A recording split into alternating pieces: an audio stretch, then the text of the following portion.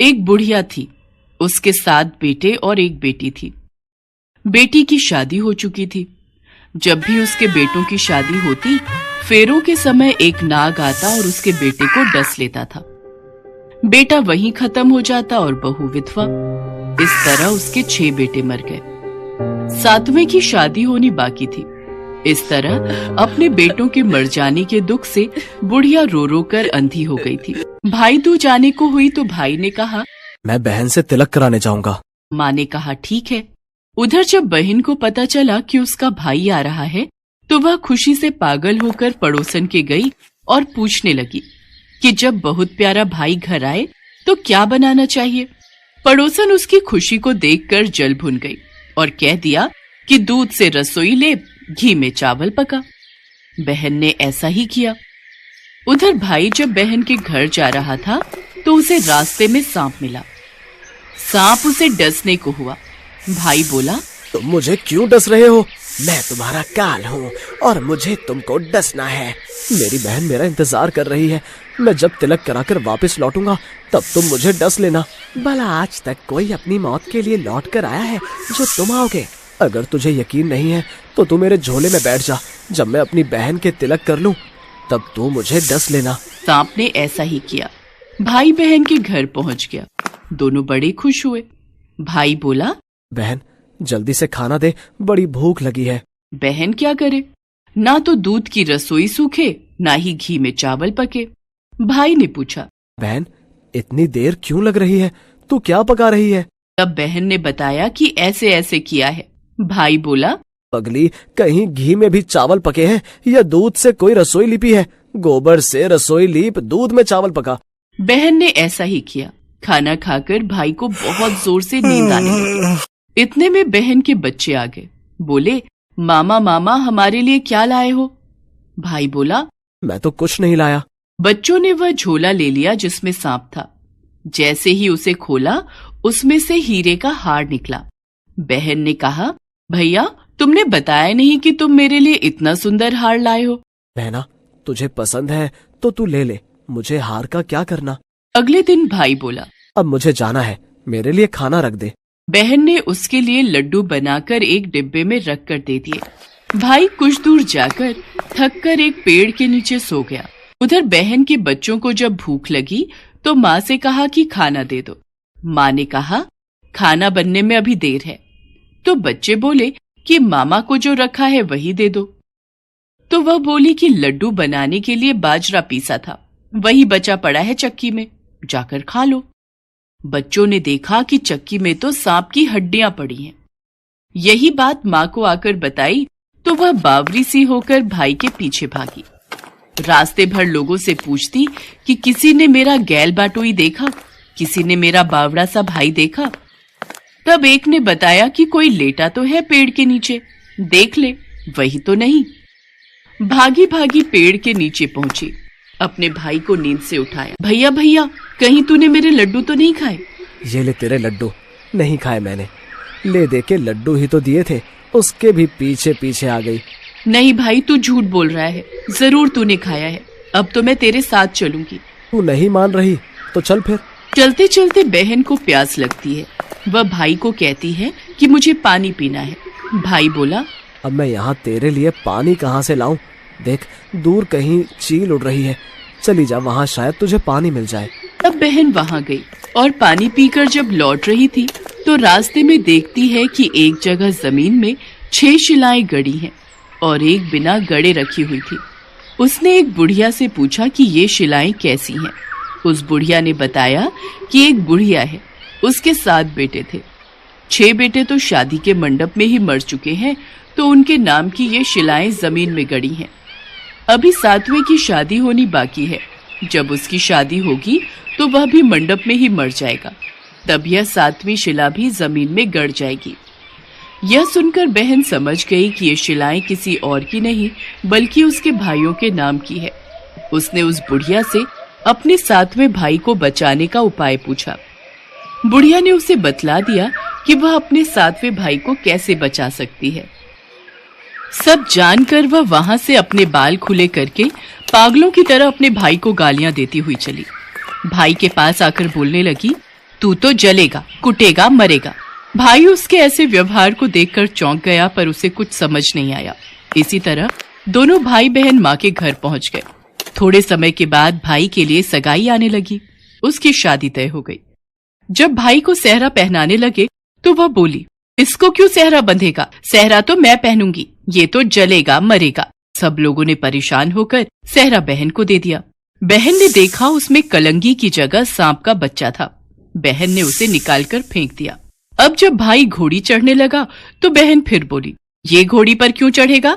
घोड़ी पर तो मैं बैठूंगी, ये तो जलेगा, मरेगा, इसकी लाश को चील कौवे खाएंगे। सब लोग बहुत परेशान। सबने उसे घोड़ी पर भी चढ़ने दिया। अब जब बारात चलने को हुई तब बहन बोली, ये क्यों दरवाजे से निकलेगा? ये तो पीछे के रास्ते से जाएगा, दरवाजे से तो मैं निकलूंगी। जब वो दरवाजे के नीचे से जा रही थी तो दरवाजा अचानक गिरने लगा। बहन ने एक ईंट उठाकर अपनी चुनरी में रख ली। दरवाजा वहीं का वहीं रुक गया। सब लोगों को बड़ा अचंभा हुआ। रास्ते में एक जगह बारात रुकी तो भाई को पीपल के पेड़ के नीचे खड़ा कर दिया। बहन कहने लगी, ये क्यों छांव में खड़ा होगा? ये तो धूप में खड़ा होगा, छांव में तो मैं खड़ी होंगी। जैसे ही वो पेड़ के नीचे खड़ी हुई, पेड़ गिरने लगा। बहन ने एक पत्ता तोड़कर अपनी चुनरी में रख लिया। पेड़ वहीं का वहीं रुक गया। अब तो सबको विश्वास हो गया कि ये बावली कोई जादू टोना सीख कर आई है, जो बार बार अपने भाई की रक्षा कर रही है।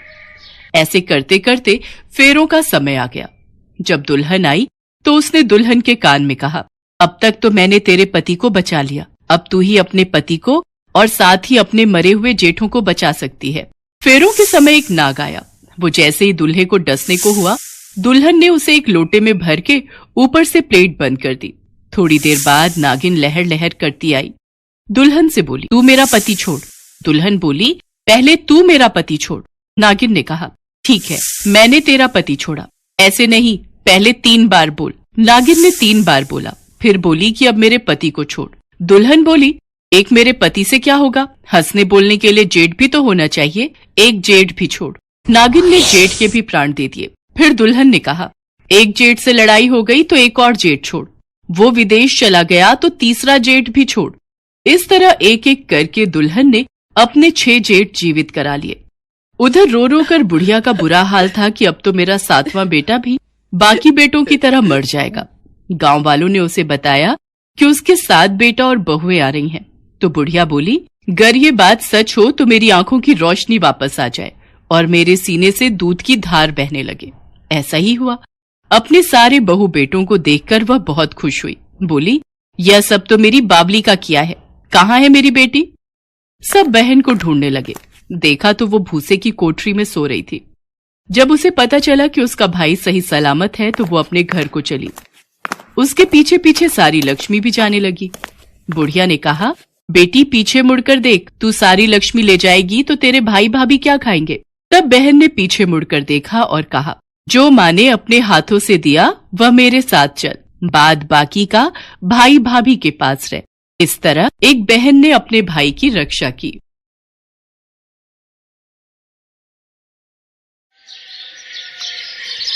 बरखा अपने कपड़ों की अलमारी खोलकर कुछ ढूंढ रही थी।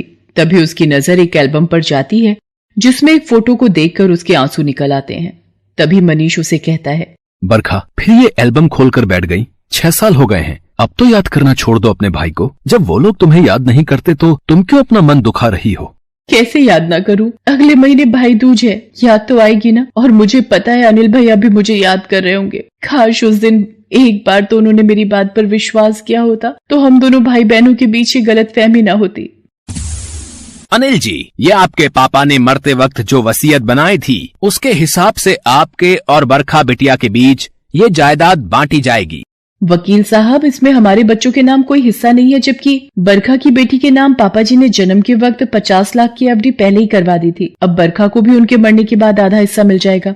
रागिनी जी, ये एफडी बरखा बिटिया की बेटी के जन्म के समय की है। तो फिर जायदाद में से बरखा को वैसे भी कुछ नहीं मिलना चाहिए। तभी बरखा भी आ जाती है। बरखा, तुम तो ठीक रही, 50 लाख रुपए भी हथिया लिए और आधी जायदाद भी हड़प ली, पर भाभी हुआ क्या है? बरखा, रागिनी सही बोल रही है। पापा ने लग रहा है तुम्हें ही हमेशा अपनी औलाद माना, तभी मेरे बच्चों के नाम कुछ नहीं कर गए। कैसी बातें कर रहे हो भैया? मैंने कभी इस बात के लिए नहीं सोचा। आप चाहते हो तो मैं सारी जायदाद आपके नाम कर देती हूँ, पर इस तरह से मुझसे रिश्ता तो मत तोड़ो। मतलब तू मेरे नाम ये जायदाद कर दे और दुनिया वाले ये कहें कि मैं बहन के हिस्से के भी पैसे खा गया? ये तो पापा जी को सोचना चाहिए था जब वो जायदाद के कागज बना रहे थे। रागिनी, इसे बोल दो, आज के बाद मेरा इससे कोई मतलब नहीं है। पर भैया मेरी गलती क्या है? गलती तेरी नहीं, मेरी है। मेरा ही नसीब खराब है कि तू मेरी बहन है। आज के बाद मेरा और तेरा रिश्ता खत्म। भैया पैसों के लिए आप अपनी बहन से रिश्ता तोड़ दोगे? आप एक बार बोल कर तो देखते, मैं सब कुछ आपके नाम कर देती। दोनों बहन भाइयों को मिले 6 साल हो गए थे। अनिल और रागिनी का 5 साल का बेटा हो चुका था। एक दिन उसके स्कूल से उसकी टीचर का फोन आया। रागिनी जी, आपका बेटा अंश प्लेग्राउंड में खेलते हुए बेहोश हो गया है। रागिनी और अनिल अंश को अस्पताल ले जाते हैं। डॉक्टर उन्हें बताता है, सारी रिपोर्ट्स आ गई हैं। हमें पता चला है कि अंश के दिल में छेद है। इसका ऑपरेशन करना होगा। इसके लिए आपको हार्ट सर्जन से बात करनी होगी। हाँ डॉक्टर साहब, आप बताइए किससे बात करनी होगी? कितने भी पैसे लगे मैं अपने बेटे के लिए लगाऊंगा। देखिए, मेरी नजर में सबसे बेस्ट और जाने माने स्पेशलिस्ट हैं डॉक्टर मनीष, जिनकी आज तक एक भी हार्ट सर्जरी फेल नहीं हुई है। मेरी माने तो आपको उनसे अच्छा हार्ट सर्जन कहीं नहीं मिलेगा। डॉक्टर मनीष का नाम सुनकर अनिल और रागिनी चौंक जाते हैं। भैया, आज भाई दूज का त्योहार है। मैं आपको हमेशा अपने हाथों से भाई दूज का तिलक करती हूँ। क्या मैं आपको भाई दूज का तिलक करने आ सकती हूँ? कौन है जी फोन पर? 1 मिनट। आज के बाद दोबारा इन्हें फोन करके बहलाने फुसलाने की कोशिश की तो मुझसे बुरा कोई नहीं होगा। या फिर तू समझती है कि ये भाई बहन के रिश्ते में जो दरार है उसे तू आंसुओं के सीमेंट से भर देगी? तो ये तू भूल जा। आज के बाद फोन मत कर लेना यहाँ। अनिल, मैंने बरखा के साथ इतना बुरा व्यवहार किया है। मेरे तो हाथ कांप रहे हैं उसे फोन मिलाते भी। पर रागिनी, ये हमारे बच्चे अंश की जिंदगी का सवाल है। हमें मनीष जी से बात करनी ही होगी। हाँ, लेकिन मुझे लगता है पहले मुझे बरखा से बात करनी चाहिए। पर किस मुंह से मैं बरखा को फोन मिलाऊंगा? देखिए, फोन तो करना ही पड़ेगा। हमारे लिए अंश की जिंदगी बचाना जरूरी है। इसके लिए चाहे मुझे बरखा और मनीष जी के पैरों में ही क्यों न गिरना पड़े। अनिल कांपते हाथों से बरखा को फोन मिलाता है। बरखा फोन उठाती है। अनिल जैसे ही हेलो करता है, 6 साल बाद अपने भाई की आवाज सुनकर बरखा कुछ सेकंड के लिए चुप हो जाती है। फिर वो बोलती है, भैया, आप इतने सालों बाद आपकी आवाज को सुनने के लिए कान तरस गए थे। कैसे हो भैया? रागिनी भाभी कैसी है? मुझे पता चला था कि मेरा एक प्यारा सा भतीजा है। अब तो वो 5 साल का हो गया होगा। बरखा की बातें सुनकर अनिल फूट फूट कर रो पड़ता है। क्या हुआ भैया? सब ठीक तो है ना? आप रोने क्यों लगे? मुझे बताओ क्या हुआ है, मेरा दिल घबरा रहा है।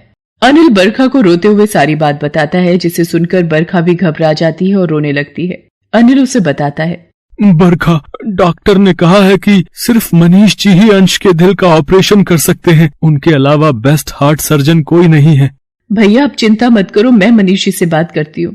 शाम को जब मनीष घर आता है तो बरखा उसे सारी बात बताती है, जिसे सुनकर मनीष उसे कहता है, बरखा, मैं एक डॉक्टर हूँ। किसी मरीज की जान बचाना मेरा फर्ज है। पर क्या तुम वो दिन भुला पाओगी जब अनिल और रागिनी ने तुम्हारी 6 साल तक कोई सुध नहीं ली? तुम हर राखी, हर भाई दूज पर अपने भाई का इंतजार कर रही हो। तुम्हारी गलती ना होते हुए भी तुम्हें रिश्तों से दूर रहने की सजा मिली।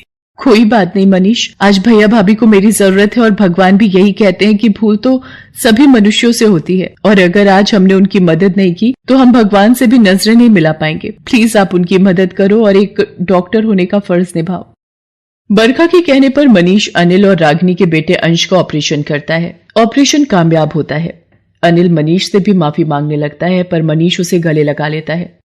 रागिनी भी बरखा के गले लग जाती है। कुछ दिन बाद अंश को हॉस्पिटल से छुट्टी मिल जाती है। सब लोग मिलकर दिवाली का त्योहार मनाते हैं और फिर भाई दूज का दिन आता है। बरखा अनिल को भाई दूज का तिलक करती है। बरखा की बेटी शाइना भी अंश को तिलक लगाती है।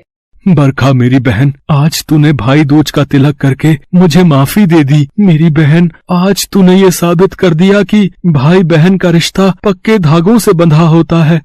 और फिर भाई दूज का त्योहार करके अनिल और बरखा एक दूसरे के गले लगकर रोने लगते हैं। उस दिन दोनों की आंखों में खुशी के आंसू थे।